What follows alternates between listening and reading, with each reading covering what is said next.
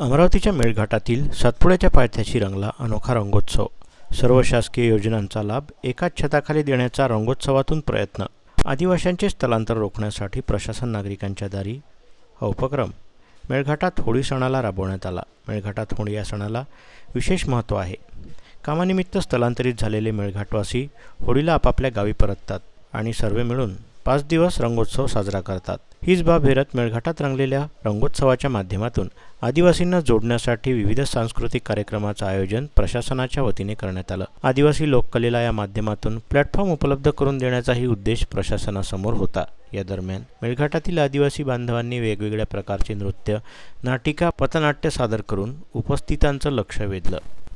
रंगोत्सवाच्या माध्यमातून सांस्कृतिक कार्यक्रमांबरोबरच आदिवासी बांधवांची शासकीय कामे या 5 दिवसात प्रशासनाच्या माध्यमातून मार्गी लावण्यात आली। त्यामुळे प्रशासनाच्या उपक्रमाचे सर्व स्तरातून कौतुक केले जात आहे। या संदर्भात सांगताना अमरावतीच्या सहाय्यक जिल्हाधिकारी प्रियवंदा म्हाडतकर यांनी सांगितलं। जिल्हा प्रशासन, जिल्हा परिषद आणि आदिवासी विकास विभागाअंतर्गत एकात्मिक आदिवासी विकास प्रकल्प धारणी यांच्या संयुक्त विद्यमानाने हा मेळघाट रंगोत्सव 2025 आयोजित केला गेला आहे।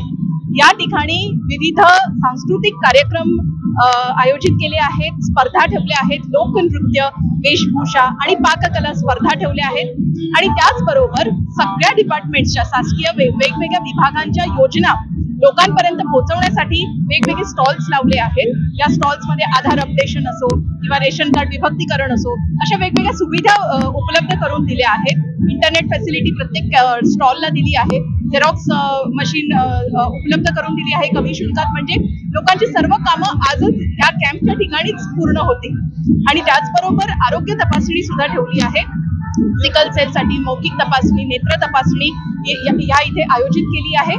आणि आपल्याला माहितीच आहे की मेळघाटात अंधश्रद्धा निर्मूलनासाठी प्रशासनाचे भरपूर प्रयत्न चालू आहेत आणि त्यासाठी पथनाट्य सुद्धा इथे ऑर्गनाइज केलं आहे।